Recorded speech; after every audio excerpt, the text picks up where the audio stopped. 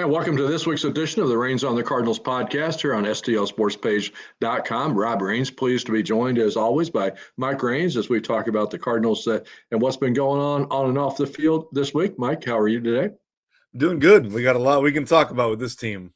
Yes, we do. Well, of course, first of all, I want to thank our two presenting sponsors for all of our podcasts here on STLSportsPage.com, Archwell Health, as well as the Drury Hotels. Hopefully, you'll have a chance to take some more late travel plans here later on this summer that will include a Drury Hotel. I don't think you'll be disappointed. We've had some of our friends who have stayed in some recently who've raved about their performance and how much they enjoyed the experience. So hopefully, you'll be able to add your name to that list soon. Of course, we're going to start off with kind of a disappointing news, which was the Cardinals' results on Wednesday down at the ballpark. Disappointing on Tuesday that they got rained out, but on Wednesday they played the doubleheader, lose both games to the Royals. I know you were down at the ballpark for part of that, the night game there, and I think kind of the highlight of the day in my mind was the tribute to Whitey Herzog. It was very nice. Yes, it was nice to see them do something to honor him and to hear from Ozzie talking about his remembrance of Whitey. And, I don't know that you've ever heard anyone say a bad thing about Whitey. And so it was just kind of a nice remembrance of him. Of course, they timed it so when the Royals were in town, since Whitey's career as manager included a long stint as manager of the Kansas City Royals as well. I do have to say I was disappointed in the Bally Sports coverage of the pregame ceremony after advertising that they would have the ceremony live. The only part of it they carried was Ozzie's short speech, missed even all the introductions of the other players, missed the introductions of the Whitey's kids who were there, and I think they could have done a much better job and kind of sacrificed a commercial or two to be able to get the fans at home a chance to watch that ceremony, since they had made such a big deal that they were going to carry it live. So unfortunately, that was the situation with them. But I know it didn't take away from the actual ceremony itself or the people at the ballpark who were able to enjoy it and have their own memories and experience. Brought their thoughts back to the Whitey ball era in the 80s. Very disappointing on the Bally's front for sure, because a lot of fans that didn't get to go to the game would have liked to enjoy that and see some of it for sure. Cardinals have the day off today, which is again kind of an unusual situation with the rain out on Tuesday. They'll leave their second day off in the span of 3 days. And you and I were talking before they made the decision after the rained out game on Tuesday about whether they would play a doubleheader on Wednesday or play one game Wednesday night as scheduled and move that the rain out game to today on Thursday as we talk here on the podcast. But I think it came down to what, a dispute between the club and the Players Association about which day they wanted to play. Well, it usually seems like more of the players want the off days as they can. So then let's just hope that the off day helps them before a big series with the Cubs. They do have 4 games left before the All-Star break. It starts with the game on Friday night. The Cubs come to town.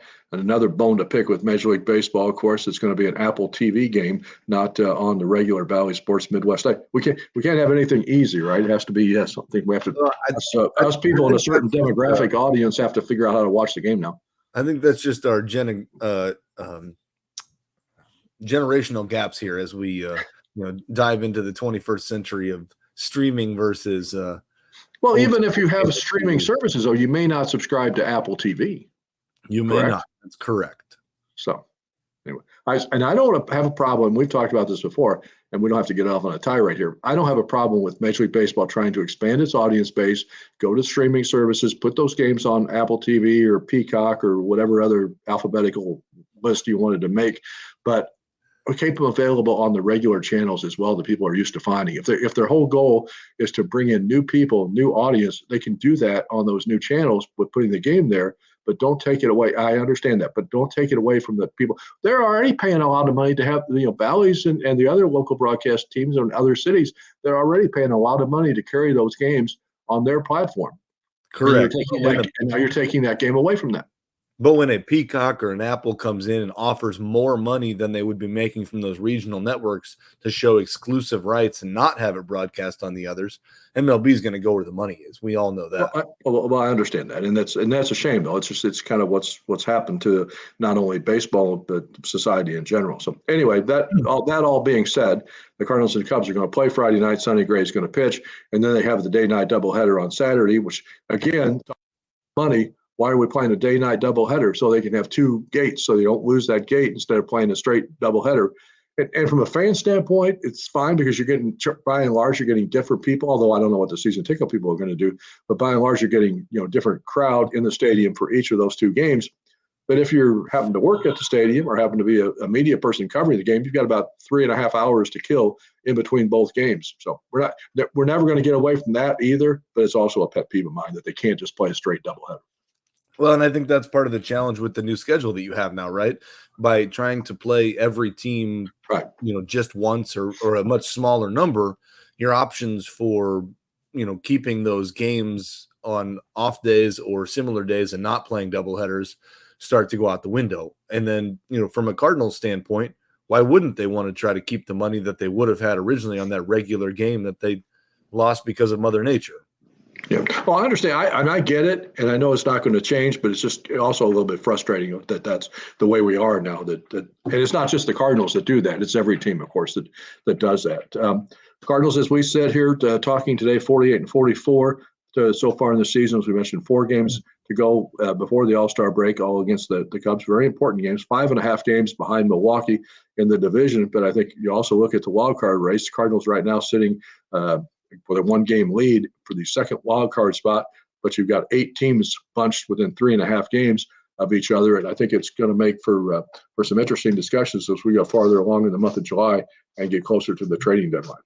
Very interesting discussions coming forward here as which teams are going to decide to sell and which teams are going to decide to buy, right? And the Cardinals fall squarely in that discussion of where they, did they try to bolster up and win this division being not far behind it, or do they try to say, hey, we're right in the wild card race with what we've done so far, so what can we not alter and what can we add supplemental to continue that push, right? And that's going to be the question that they decide over the next week. And I think every team that's in that group of 8 right now is going to have some different decisions to make, because each one of those clubs is going to have to decide how important it is to them as far as making moves are concerned. If they're merely going to get into a wild card position, to be the third wild card team, do you sacrifice maybe somebody who can be a good player in the next 2 or 3 years to get a part-time player who can help you get into that third wild card spot right now? That's always a dilemma that you face every year. But I think 2 things to make it a little bit different this year is how many people are involved in that, going to be involved in that hunt, because I don't see that changing between now and the trade deadline. And the fact that everybody who's competing for a couple of those wildcard spots, you're all chasing the 3 best teams in the league in the Dodgers, Phillies, and Braves. And you have to say right now, those 3 teams are head and shoulders above everybody else. So is it worth it to go make those kind of moves? Do you want a move that's going to help you for this season, i.e. somebody like Jack Flaherty, who's just on a 1-year contract and then a free agent at the end of the year?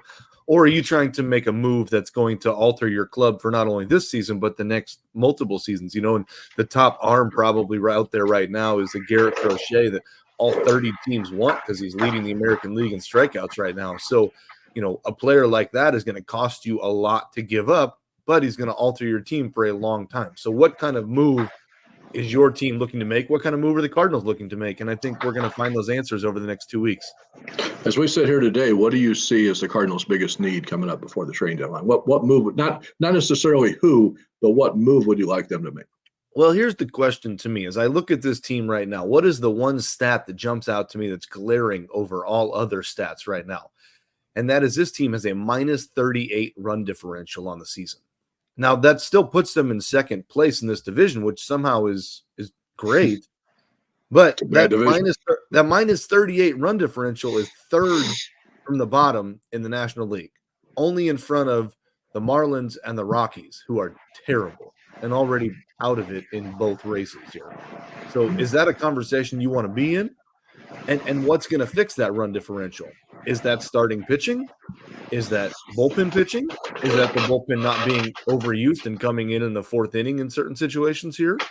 Or is that finding another bat to help supplement this offense here? And I think that's the question that really have to nail down and jump into.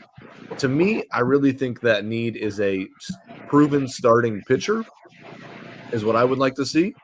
I also think they probably need one more arm in the bullpen. I think you could also make a case that the reason that the offense has such a bad, why the team has such a bad run differential is more a product of the offense as opposed to the pitching staff. When you look at the fact that this team has struggled all year, you've been down or right near the bottom of the league in terms of batting with the runners on second or third. You saw that in the 2 games against the Royals. How many hits did the Royals get with a guy on second or third that brought them in 1 or 2 runs on the one day in the doubleheader?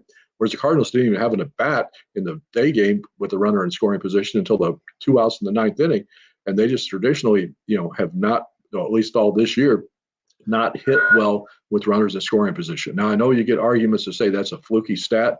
Cardinals had a couple of years, I think 2011 was the one where they hit 300 and something with runners in scoring position. But, it's that whole argument about whether clutch, you can actually, quantify a clutch player who can get hits in those situations, or if it's just one of those years that's happened. But I think they are going to have to start figuring out who or how to get more hits with runners on second and third base to get them in if they want to be able to narrow that gap in the run differential category. And the other thing to look at too is this team, when they lose games, they either lose by 1 run or get blown out.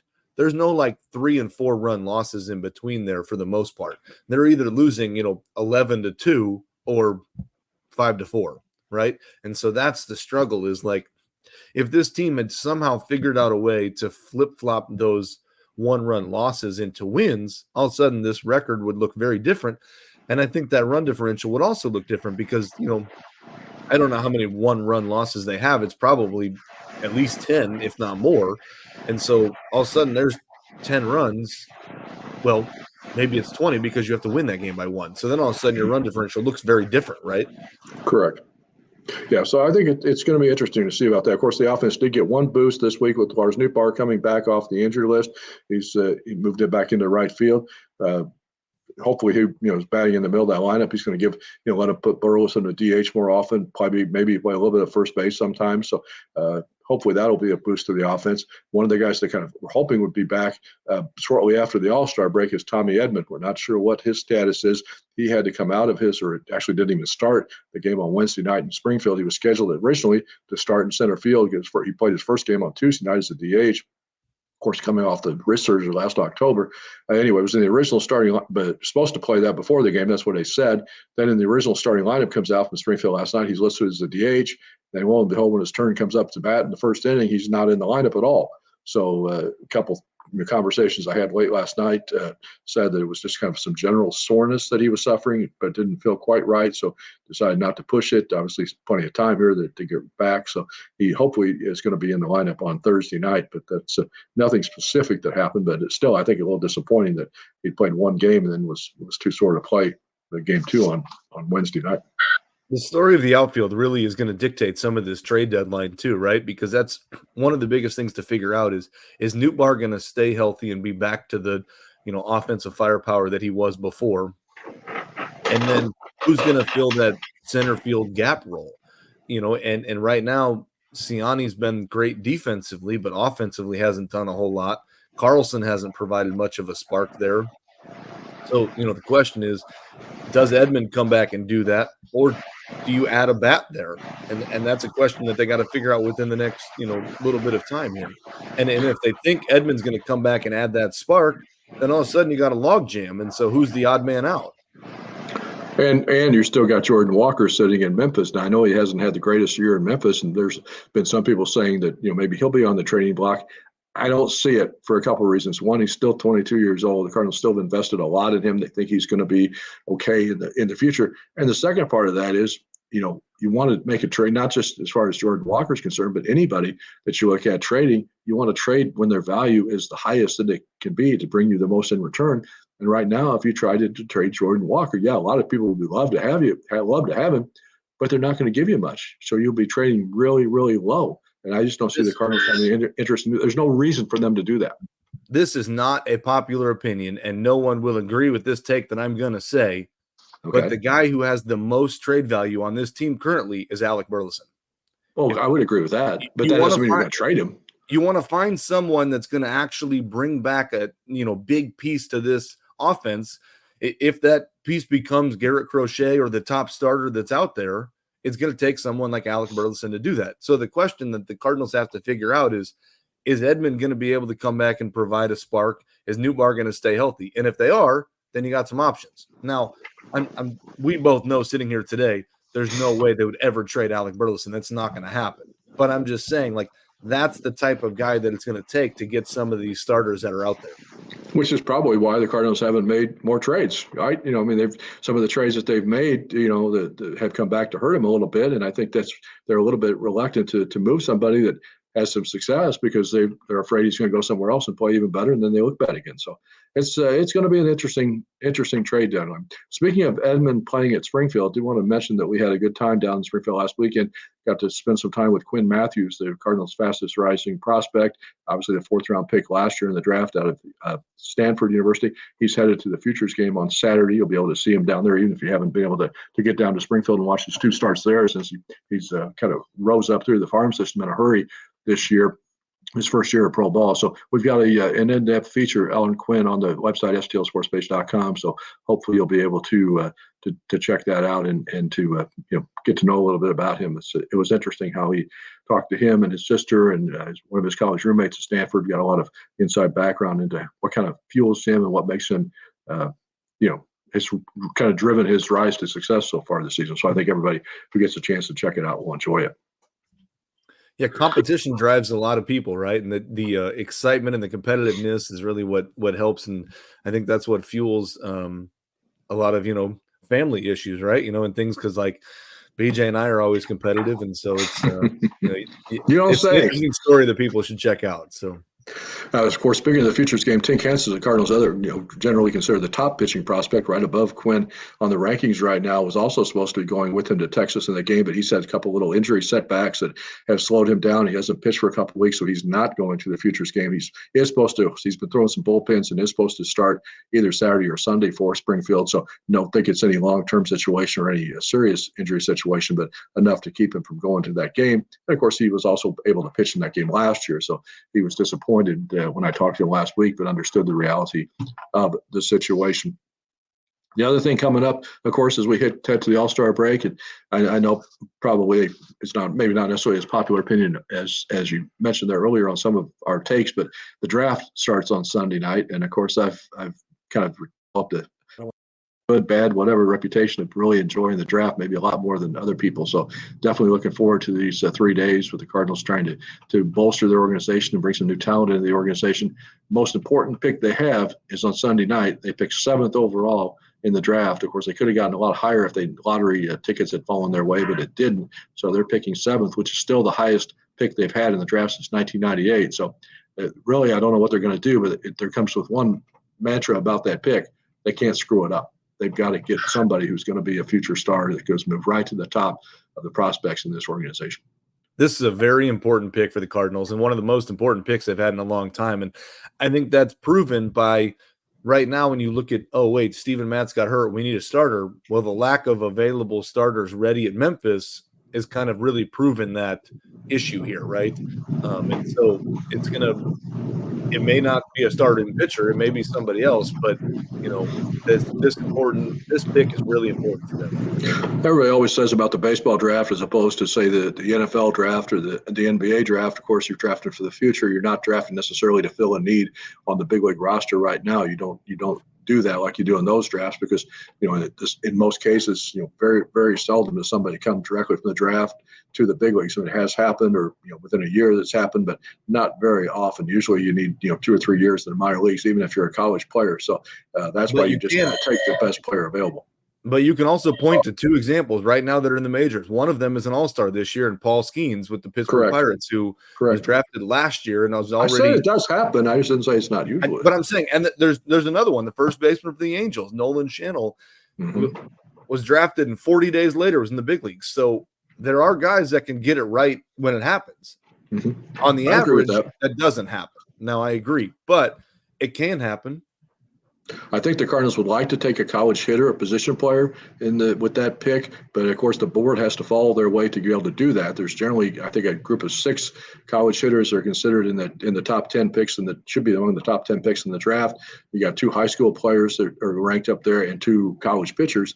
So the Cardinals are going to get one of those 10 guys, obviously, but it's just a question of how their board stacks up and what happens to those college hitters, and when they get to their pick at 6.